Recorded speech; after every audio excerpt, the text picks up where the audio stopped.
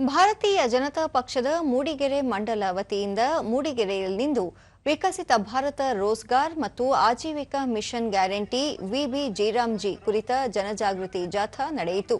ಈ ವೇಳೆ ಸಂಸದ ಕೋಟಾ ಶ್ರೀನಿವಾಸ ಪೂಜಾರಿ, ವಿಧಾನ ಪರಿಷತ್ ಉಪಸಭಾಪತಿ ಎಂಕೆ ಪ್ರಾಣೇಶ್, ಕಾಫಿ ಮಂಡಳಿ ಅಧ್ಯಕ್ಷ ದಿನೇಶ್, ಬಿಜೆಪಿ ಮುಖಂಡರಾದ ದೀಪಕ್ ದೊಡ್ಡಯ್ಯ, ಗಜೇಂದ್ರ ಸೇರಿದಂತೆ ಹಲವರು ಉಪಸ್ಥಿತರಿದ್ದರು।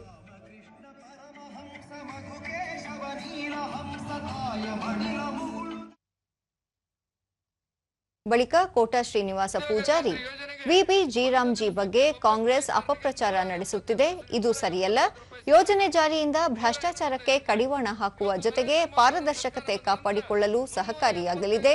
ಉದ್ಯೋಗ ಖಾತರಿ ಯೋಜನೆಯಡಿ ಈ ಹಿಂದೆ ಸಿಗುತ್ತಿದ್ದ ಮಾನವ ದಿನಗಳಿಗಿಂತ ಹೆಚ್ಚಿನ ಮಾನವ ದಿನಗಳು ದೊರೆಯಲಿದ್ದು, ವಾರದೊಳಗೆ ವೇತನ ಪಾವತಿಯಾಗುವ ವ್ಯವಸ್ಥೆಯನ್ನು ಜಾರಿಗೆ ತರಲಾಗಿದ್ದು, ಇದರಿಂದ ಕೂಲಿ ಕಾರ್ಮಿಕರಿಗೆ ಅನುಕೂಲವಾಗಲಿದೆ ಎಂದರು। 125 ದಿವಸಗಳ ಕಾಲ ಉದ್ಯೋಗ ಖಾತ್ರಿ ಕೆಲಸಕ್ಕೆ ಹೋದ್ರೆ ಅವನ ಖಾತೆಗೆ 46,500 ರೂಪಾಯಿ ಬರ್ತಾ ಇದೆ। 46,500 ರೂಪಾಯಿ ಇದನ್ನ ಅರ್ಥ ಮಾಡಿಸ್ಕೊಳ್ಬೇಕು ಅನ್ನುವಂತ ಅನಿವಾರ್ಯತೆಗೋಸ್ಕರ ಇವತ್ತು ಬಂದಿದ್ದೇವೆ। ಎಂಕೆ ಪ್ರಾಣೇಶ್, ಕಾಂಗ್ರೆಸ್ ಸರ್ಕಾರದ ಅವಧಿಯಲ್ಲಿ ನಡೆದಿದ್ದ ಭ್ರಷ್ಟಾಚಾರಕ್ಕೆ ಕಡಿವಾಣ ಹಾಕಲು ವಿಬಿ ಜೀರಾಮ್ಜಿ ಸಹಕಾರಿಯಾಗಲಿದೆ, ಜೊತೆಗೆ ಕೂಲಿ ಕಾರ್ಮಿಕರ ಬದುಕಿಗೂ ಪೂರಕವಾಗಲಿದೆ ಎಂದು ತಿಳಿಸಿದರು।